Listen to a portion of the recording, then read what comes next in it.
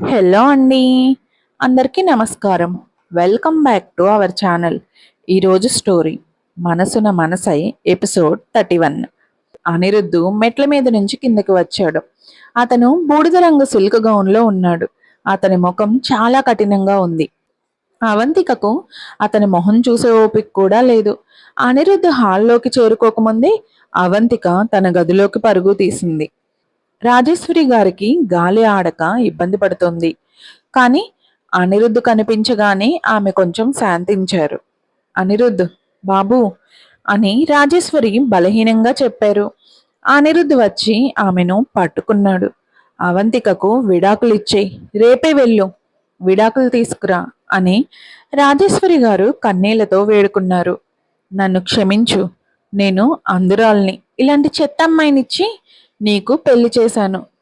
అనిరుద్ధు తన తల్లి కన్నీళ్లను తుడిచి, అమ్మా, అవంతికతో నా విషయాల్లో మీరు జోక్యం చేసుకోకండి, అలాగే కళ్యాణ్ గురించి కూడా మీరు పట్టించుకోకండి అన్నాడు.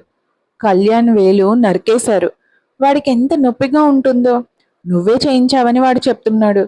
కానీ నాకు తెలుసు నువ్వు అంత క్రూరమైన వాడివి కావు. ఇలాంటి పిచ్చి మాటలు నా ముందు మళ్ళీ మాట్లాడితే డ్రైవర్ని పిలిచి నిన్నిప్పుడే ఇంటికి పంపించేస్తాను అని అనిరుద్ధు భయంకరంగా చూస్తూ అన్నాడు. నేను అవంతికకు విడాకులు ఇవ్వను. నేను నిర్ణయం తీసుకుంటే తప్ప ఎవ్వరూ నన్ను ఏమీ చేయలేరు. రాజేశ్వరి గారు నిరాశగా ఊపిరి పీల్చుకుంటూ, నువ్వు ఆమె ప్రేమలో పడ్డావా? ఆమె కోసం నీ అన్నయ్య కుటుంబాన్నే కాదని అంటావా అంది. అనిరుద్ధు తన తల్లిని వదిలేసి డ్రైవర్ వైపు చూస్తూ, మా అమ్మను ఇంటికి పంపించు అని చెప్పి మెట్లెక్కి పైకి వెళ్ళిపోయాడు. రాజేశ్వరి తన కొడుకు వెళ్తుంటే కన్నీళ్లు ఆపుకోలేకపోయింది. అనిరుద్ధు ఇంత కఠినంగా ఎలా మారాడని ఆమె ఆవేదన. ఇదంతా అవంతిక వల్లే జరిగింది. అవంతిక బెడ్ మీద వెనుక కానుకొని కూర్చుంది. చెంప మండుతోంది, గుండె నొప్పిగా ఉంది.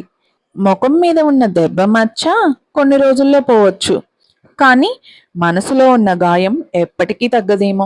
తనన్నీ మర్చిపోయానని అనుకున్నా ఏదైనా ఒక సందర్భం వచ్చినప్పుడు ఈ రాత్రి జ్ఞాపకాలు మళ్ళీ గుర్తొస్తూనే ఉంటాయి. మరుసటి రోజు ఉదయం 8 గంటలకు అనిరుద్ధు బ్రేక్ఫాస్ట్ టేబుల్ దగ్గర కూర్చున్నాడు. అవంతికను పిలవండి అని సుమతికి చెప్పాడు. సుమతి గదికి వెళ్ళి చూసి హడావిడిగా తిరిగి వచ్చింది. అవంతికమ్మ గదిలో లేరు బాబు, బహుశా బయటకు వెళ్ళారేమో, గేటు దగ్గర అడుగుతాను అని సుమతి వెళ్ళి వచ్చి, అవంతికమ్మ ఉదయం 6 గంటలకే వెళ్ళిపోయారంట, నన్ను ఫోన్ చేయమంటారా అని అడిగింది. సుమతికి అవంతిక పరిస్థితి చూసి కంగారుగా ఉంది. రాజేశ్వరి గారు కొట్టిన దెబ్బ తక్కువ కాదు. అవంతిక చూడడానికి సున్నితంగా ఉన్న చాలా ఆత్మగౌరవం ఉన్న అమ్మాయి. సుమతి ఫోన్ చేస్తే ఫోన్ స్విచ్ ఆఫ్ అని వస్తుంది. అవంతిక అప్పుడే ఒక చిన్న హాస్పిటల్లో అల్ట్రాసౌండ్ చేయించుకుంటుంది. పిల్లల గ్రోత్ బాగుంది, 5 నెలలు నిండాక వచ్చి స్కాన్ చేయించుకోమ్మా అని డాక్టర్ చెప్పారు. థ్యాంక్స్ డాక్టర్ అంటూ అవంతిక నిట్టూర్చింది.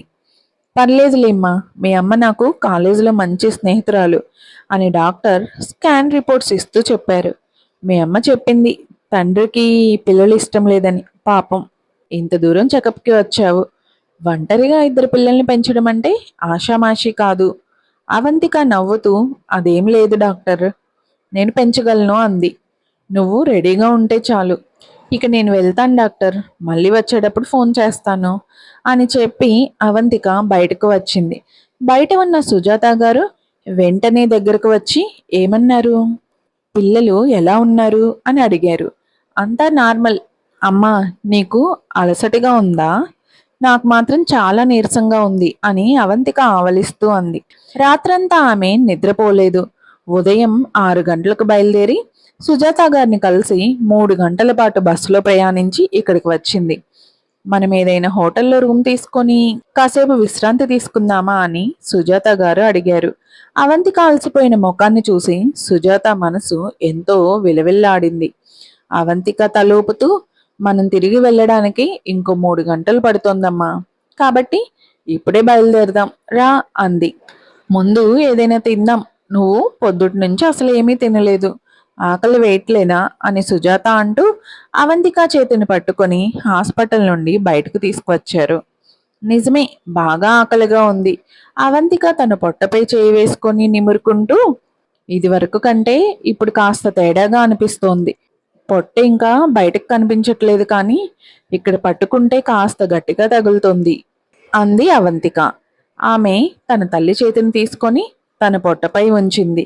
ఇంకా 4 నెలలే కదా, రాబోయే రోజుల్లో చివరి నెలలు వచ్చేసరికి పొట్ట ఇంకా పెద్దదవుతుంది. అప్పుడు తెలుస్తోంది ఆ బరువు. సుజాత గారు నవ్వుతూ అన్నారు. సమయం ఎంత వేగంగా గడిచిపోతుందో చూడు. అప్పుడే వీళ్లకు 4 నెలలు వచ్చేశాయి. అవునమ్మా, వీళ్ళు పుట్టడానికి ఇక ఎంతో టైం లేదు. అవంతిక ఆ మాటలు అంటున్నప్పుడు ఆమె కళ్ళల్లో ఒకవైపు ఆనందం, మరోవైపు కాస్త ఆందోళన కనిపించాయి. అనిరుద్ధుతో నీ విడాకుల విషయం ఏమైంది? ఎక్కడి దాకా వచ్చింది? సుజాత గారు మెల్లగా అడిగారు. అవంతిక నిట్టూరుస్తూ, అతను చాలా మొండివాడమ్మా. నేను విడాకుల గురించి మాట్లాడినప్పుడల్లా ఇంకా ఎక్కువ మొండికేస్తున్నారు. అందుకే నేను ఇకపై ఆ టాపిక్ ఎత్తకూడదని డిసైడ్ అయ్యాను అంది. అయినా నేను ఇప్పటి వరకు అతన్ని ఒక్కసారి కూడా సరిగ్గా చూడనే లేదు కదా అన్నారు సుజాత గారు. చూసి ఏం చేస్తావమ్మా, అతను ఎప్పుడూ సీరియస్గా కఠినంగా ఉంటారు. అతన్ని కలిస్తే నీకే చిరాకు వస్తోంది. అవంతిక సాదాసీదాగా అంది.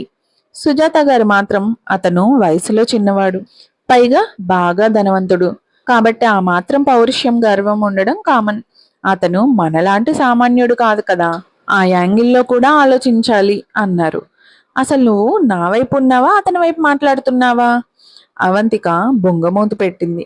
సుజాత గారు నవ్వేస్తూ, సరే పద, ముందేదైనా తిందాం, ఆ తర్వాత బస్ ఎక్కుదాం అన్నారు. తిరిగి సిటీకి వచ్చే ప్రయాణంలో అవంతిక సుజాత గారి ఒళ్ళో తలపెట్టుకొని పడుకుంది. సుజాత గారు తన కూతురి జుట్టుని మెల్లగా నిమురుతుండగా ఆమె వేళ్లు అనుకోకుండా అవంతిక చెంపకు తగిలాయి. అవంతిక ఒక్కసారిగా నొప్పితో నిద్రలోనే ముఖం తిప్పుకుంటూ అమ్మా నొప్పి అంది. సుజాత గారు ఆమె చెంప వైపు సరిగ్గా చూశారు. పైకి పెద్దగా ఏమీ తెలియట్లేదు, ఎందుకంటే అవంతిక తన చెంపపై దట్టంగా ఫౌండేషన్ మేకప్ రాసుకుంది. ఏమైంది అవంతిక? సుజాత గారు కంగారుగా అడిగేసరికి అవంతికకు మెలకువ వచ్చింది. అవంతిక కళ్ళు తెరిచి ఏమైందమ్మా అంది. సుజాత గారు ఆమె చెంపను తాకబోగా అవంతిక నొప్పితో వెనక్కి తప్పుకుంది. నీ ముఖానికి ఏమైంది? నిన్నెవరు కొట్టారు? అనిరుద్ధు ఏమైనా చేశాడా? సుజాత గారికి గుండె ఆగినంత పనైంది. లేదు, నిన్న రాత్రి నేను వాళ్ళమ్మ రాజేశ్వరి గారితో గొడవ పడ్డాను. వాళ్ళ అమ్మ ద్వారా ప్రెజర్ తెప్పిస్తే అయినా అనిరుద్ధు నాకు విడాకులు ఇస్తాడేమో అనుకున్నాను. కానీ ఆ ప్లాన్ కూడా వర్కౌట్ అవ్వలేదు. అవంతిక చాలా కూల్గా ఉంది. నీకేమైనా పిచ్చా? విడాకుల కోసం ఇలాంటి పనులు చేస్తారా ఎవరైనా? సుజాత గారు కోప్పడుతూ, మరి హాస్పిటల్కి వెళ్ళినప్పుడు కనీసం పెయిన్ కిల్లర్ మందులైనా ఎందుకు తీసుకోలేదు అని అడిగారు. నేను ప్రెగ్నెంట్ కదా, ఇష్టం వచ్చినట్లు మందులు వాడకూడదు, 2 రోజుల్లో తగ్గిపోతుందిలే, ప్రస్తుతానికి మేకప్తో మేనేజ్ చేశాను అని అవంతిక అంది. సరే ఇంకాసేపు పడుకో.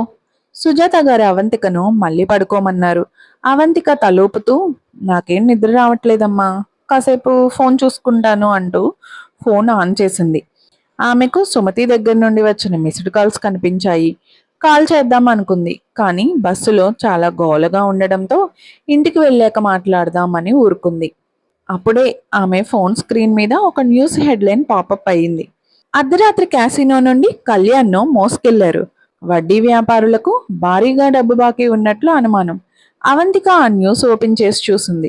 అక్కడ నిన్న రాత్రి జరిగిన సంఘటన ఫోటోలు ఉన్నాయి.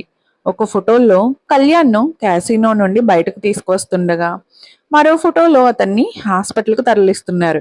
అతని పక్కన కావ్య కూడా ఉంది. అవంతిక కావ్యని చూసి చాలా రోజులైంది, కానీ ఇప్పుడు ఆమె మునపటి కంటే చాలా వింత దుస్తుల్లో కనిపించింది. ఒకవేళ కళ్యాణ్ గనక ఆ వడ్డీ వ్యాపారుల చేతిలో చిక్కుకోకుండా ఉండి ఉంటే ఈ రాత్రికి ఆమె అతనితో కలిసి ఏదైనా హోటల్లో గడిపేదేమో. అవంతిక ఆ న్యూస్ క్లోజ్ చేసి తన మెసేజ్లో చెక్ చేసింది. తన్మయి నుండి ఒక మెసేజ్ వచ్చింది. అవంతిక, నిన్న రాత్రి నేను జయంత్ కాస్త క్లోజ్ అవుతుండగా సడన్ గా నాకు పీరియడ్స్ వచ్చాయి. అవంతిక రిప్లై ఇచ్చింది. అవునా, మరి అప్పుడు ఏం చేశావు? నిన్న రాత్రి మేము కాస్త ఎక్కువగా తాగాము. హడావిడిలో నా దగ్గర ప్యాడ్స్ లేవు. కానీ జయంత్ పరిస్థితి అర్థం చేసుకుని వెంటనే బయటకు వెళ్ళి నా కోసం ప్యాడ్స్ తీసుకువచ్చాడు. అవునా, చాలా హెల్ప్ఫుల్గా ఉన్నాడే. అవును, అతను నా నుండి ఏం దాస్తున్నాడో తెలుసుకోవడం కోసమే నేను అతనితో క్లోజ్గా ఉంటున్నాను. కానీ అతను కేరింగ్గా ఉంటాడని అర్థమైంది. అవునా, మంచిదే. సరే, అది వదిలి. ఇంతకీ నీ భర్త నీతో ఎలా ఉంటున్నాడు? మీ ఇద్దరి మధ్య బంధం ఎలా ఉంది? అవంతిక చెంపలు ఒక్కసారిగా ఎర్రబడ్డాయి. ఆమె వెంటనే టాపిక్ మార్చేసింది. నా ఫోన్ ఛార్జింగ్ అయిపోతుంది. నేను ఇప్పుడే ఛార్జింగ్ పెట్టుకోవాలి. నువ్వు కన్ఫామ్గా టాపిక్ డైవర్ట్ చేస్తున్నావు. ఏదో దాస్తున్నావు. హాహా. అవంతిక సిగ్గుపడుతూ ఫోన్ను బ్యాగ్లోకి నెట్టేసింది. 3 గంటల తర్వాత బస్సు సిటీకి చేరుకోగానే అవంతిక మొదట తన తల్లిని ఇంటి దగ్గర దించడానికి వెళ్ళింది. సుజాత గారు చేతిలో కూరగాయలు, ఫ్రూట్స్ సంచులు ఉండడంతో తలుపు తీయడానికి తాళాలు అవంతికకు ఇచ్చారు. తలుపు తీసి లోపలికి వెళ్ళగానే సోఫాలో అనిరుద్ధ్ కూర్చొని ఉండడం చూసి అవంతిక ఒక్కసారిగా షాక్ అయ్యి వెనక్కి అడుగులు వేసింది. సుజాత గారు కూడా ఆశ్చర్యపోయారు. ఆమె ఇదివరకు అనిరుద్ధ్ ఫోటోలు చూసి ఉండకపోతే దొంగ అనుకొని పోలీసులకు ఫోన్ చేసి ఉండేవారే. వాళ్ళను చూసి అనిరుద్ధ్ బాడీగార్డ్ తలుపు దగ్గరకు వచ్చి అవంతికను ఇంట్లోకి రానిచ్చాడు. ఆ తర్వాత అతను సుజాత గారి చేతిలోని సంచులను తీసుకొని కిచెన్లో పెట్టాడు. సుజాత గారు అతనికి థ్యాంక్స్ చెప్పాలో లేదో తెలియక కాసేపు కంగారు పడ్డారు. నువ్విక్కడేం చేస్తున్నావు? అవంతిక కాస్త తేరుకొని అనిరుద్ దగ్గరికి వెళ్ళి అడిగింది. ఇది మా అమ్మ ఇల్లు. నువ్విక్కడికి ఎలా వచ్చావు? ఏం చేయాలనుకుంటున్నావు? ఆమెకు లోపల కాస్త భయం వేసింది. అనిరుద్ధ్ ఎంత ఈజీగా తన గురించి తన తల్లి గురించి డీటెయిల్స్ కనుక్కున్నాడు. చివరికి ఈ ఇంటి అడ్రస్ కూడా ఎలా కనిపెట్టాడో తలుచుకుంటేనే ఆమెకు ప్రైవసీ లేనట్లు అనిపించింది. అనిరుద్ధ్ ఆమె కళ్ళల్లోని కంగారు చూసి నేను నీకోసమే వచ్చాను అన్నాడు. అనిరుద్ధ్ కళ్ళల్లో తెలియని కంగారు, బాధ కనిపించాయి. అనిరుద్ధ్ అన్న ఒక్క మాటతో అవంతిక గుండెల్లోని కోపం కాస్త తగ్గింది. ఆమె ఉదయం 6 గంటలకే ఇల్లు వదిలి ఫోన్ స్విచ్ ఆఫ్ చేసి వచ్చేసింది. అతను తనను కాంటాక్ట్ చేయలేక వెతుక్కుంటూ ఇంత దూరం వచ్చాడు అంటే అతను తన గురించి వర్రీ అయ్యాడా?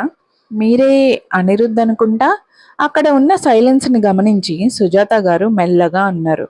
అవంతిక ఈరోజు కాస్త అప్సెట్గా ఉంటే నేను ఆమెను రిలాక్స్ చేయడం కోసం బయటకు తీసుకెళ్లాను. తనిప్పుడు బానే ఉంది. మీకు తాగడానికి ఏదైనా తీసుకురానా?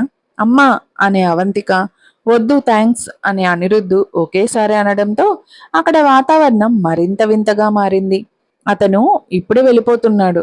నువ్వు పట్టించుకోకమ్మా, నువ్వు కూర్చొని కాసేపు రెస్ట్ తీసుకో అని అవంతిక తన తల్లిని సోఫా వైపు పంపించింది.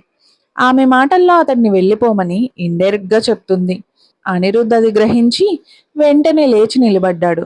నేను ఇక బయలుదేరుతాను, మరో రోజు వచ్చి కలుస్తాను అని సుజాత గారితో అన్నాడు. సుజాత గారు అతన్ని బయటి వరకు సాగనంపాలని అనుకున్నారు. కానీ అవంతిక ఆమె నాపి, నేను కూడా ఇప్పుడే బయలుదేరుతున్నానమ్మా, నువ్వు ఇంట్లోనే ఉండి రెస్ట్ తీసుకో అని చెప్పి అనిరుద్ధ్ వెనుక నడిచింది.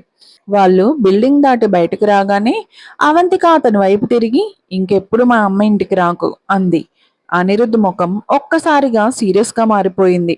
అతను తన ఓపిక నశించినట్లుగా దవడలు గట్టిగా నొక్కాడు. నువ్వు నా మీద నకిలీ కేర్ చూపించాల్సిన అవసరం లేదు. నీకు నిజంగానే నా మీద అంత శ్రద్ధ ఉంటే నాకు విడాకులు ఇచ్చేయి అని అవంతిక చాలా కఠినంగా అంది. ఆ మాట చెప్పే ఆమె వెనక్కి తిరిగి నడుచుకుంటూ వెళ్ళిపోయింది. అనిరుద్ధ్ కళ్ళు ఆమె వెళ్తున్న వైపు తీక్షణంగా చూశాయి. శారీరకంగా వాళ్ళిద్దరూ ఎంత దగ్గరగా ఉన్నా వాళ్ళ మనసులు మాత్రం అంతకంతకు దూరం అయిపోతున్నాయి. హాస్పిటల్లో అర్ధరాత్రి వేళ తీవ్ర గాయాలతో చేరిన కళ్యాణ్కు డాక్టర్లు ఎమర్జెన్సీ సర్జరీ చేశారు. నరికేసిన ఆ వేలు గనక క్షేమంగా భద్రపరిచి ఉంటే 8 గంటల్లోపు సర్జరీ చేయడం ద్వారా అది మళ్ళీ అతుక్కునే ఛాన్స్ ఎక్కువగా ఉంటుంది. దాని పనితీరు ఇంతకు ముందులా పూర్తిగా నార్మల్గా అవ్వకపోయినా కనీసం అతను హ్యాండిక్యాప్డ్ అవ్వకుండా ఉండవచ్చు. రాత్రంతా జరిగిన ఆ సర్జరీ తర్వాత మరుసటి రోజు మధ్యాహ్నం 2 గంటల వరకు కూడా కళ్యాణ్కు స్పృహ రాలేదు. స్పృహ వచ్చిన కళ్యాణ్ కళ్ళల్లోని భయం చూస్తుంటే అతను పూర్తిగా పిచ్చివాడైపోయాడేమో అన్నట్లుగా ఉన్నాడు. కళ్యాణ్, భయపడకు. నువ్విప్పుడు హాస్పిటల్లో ఉన్నావు, క్షేమంగా ఉన్నావు. నిన్నిప్పుడు ఎవ్వరూ ఏమీ చేయలేరు. లావణ్య తన కొడుకును ఓదారుస్తూ ఏడ్చింది.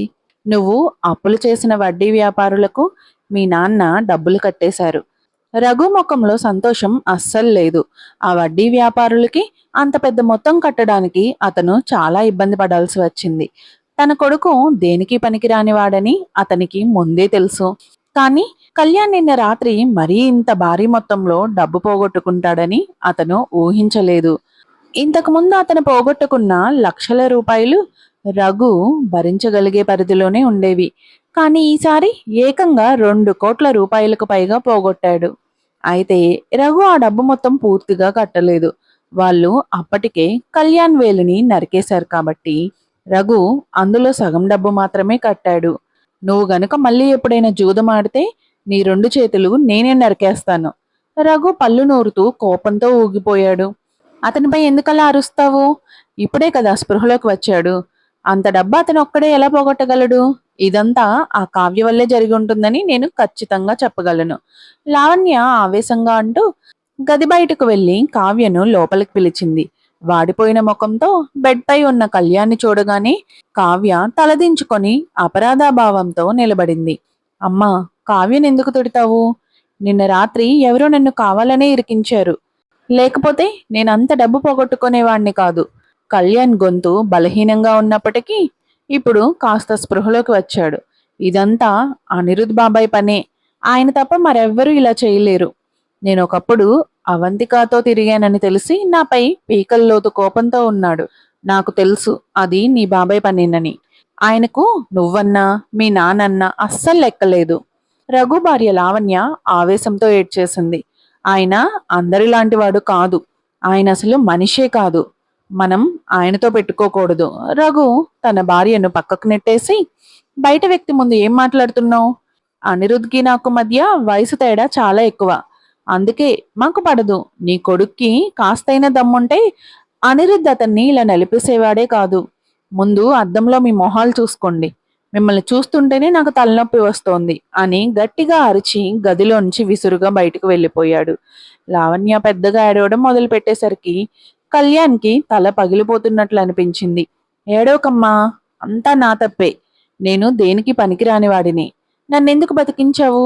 నన్ను అలాగే చావనివ్వాల్సింది. కళ్యాణ్, అలా మాట్లాడకు. వ్యాపారంలో నువ్వు మీ బాబాయ్ అంత తెలివైన వాడివి కాకపోవచ్చు, కానీ నా కంటికి మాత్రం నువ్వే గొప్ప. కావ్య కళ్యాణ్ చేతిని పట్టుకుని ఓదార్చింది. ప్రస్తుతానికి నువ్వు కోలుకోవడంపై దృష్టి పెట్టు. తర్వాత ఎలాగైనా ఆయనపై పగ తీర్చుకుందాం. ఆయన చనిపోతే మీ నాన్న ఇక నిన్ను ఆయనతో పోల్చలేరు. కళ్యాణ్ ఒక్కసారిగా శాంతించాడు. లావణ్య ఏడుపు కూడా ఆగింది. కళ్యాణ్, అవంతిక నిజస్వరూపం ఇప్పుడు నీకు తెలిసిందిగా. తనిప్పుడు మీ బాబాయ్ వైపు ఉంది కాబట్టి తనని పూర్తిగా మర్చిపో. మనం ఆ ఇద్దరిని వదిలించుకోవాలి. వాళ్ళు లేకపోతే మీ బాబాయ్ ఆస్తంతా మనదే అవుతుంది. కావ్య తన దురాశను బయటపెట్టింది. లావణ్య ఆమె వైపు కోపంగా చూస్తూ, సరే, ఇంతకు నువ్వేం చేయగలవు? మీ అమ్మ వసుంధర అవంతిక కుటుంబం నుండి చాలా పెద్ద మొత్తంలో ఆస్తి తీసుకుందని విన్నాను. మరి నిన్న రాత్రి ఆ వడ్డీ వ్యాపారులకు ఆ డబ్బు కట్టడానికి తనెందుకు సహాయం చేయలేదు అని అడిగింది. కావ్య మూత ముడుచుకొని, మా అమ్మ దగ్గర డబ్బు ఉన్న మాట నిజమే, కానీ తను ప్రస్తుతం విదేశాలలో కొత్త కంపెనీ పెడుతోంది. ఆ బిజినెస్ క్లిక్ అయితే మన ఆస్తి అనిరుద్ధ ఆస్తి కంటే ఎక్కువ అవుతుంది. ఇక్కడి కంటే విదేశాల్లో మార్కెట్ చాలా బాగుంది అంది. నా దగ్గర ఈ సోది కబుర్లు చెప్పకు. నిన్న రాత్రి మీరిద్దరు జూదం ఆడిన తీరు చూస్తే ఎంత డబ్బు ఉన్నా బూడిదలో పోసిన పన్నీరే అయ్యేది. లావణ్య విరుచుకుపడింది. ఇంకెప్పుడు అలా చెయ్యం, నిజంగా, ఇదిగో ప్రామిస్. కావ్య చేతులెత్తి కళ్ళల్లో నీళ్లతో తల ఊపింది. మేము కేవలం సరదా కోసం చూసాం, అంతే. ఇంకెప్పుడు అలా జరగదు. అనిరుద్ధ్కి పిల్లలు పుట్టే అవకాశం లేదు కాబట్టి మన వంశానికి కళ్యాణే ఆఖరి ఆశ అంది లావణ్య. ఎందుకు? ఆయనకి ఏమైనా సమస్య ఉందా? కావ్య కుతూహలంగా అడిగింది. నేను నీకేమి చెప్పను. నువ్వింకా మా ఇంటి కోడలివి కాలేదు. లావణ్య కఠినంగా అంది. ఇకపై నువ్వు కళ్యాణ్కి నిజంగా సహాయం చేయగలిగితేనే నిన్ను క్షమిస్తాను. నేను దేనికైనా సిద్ధం.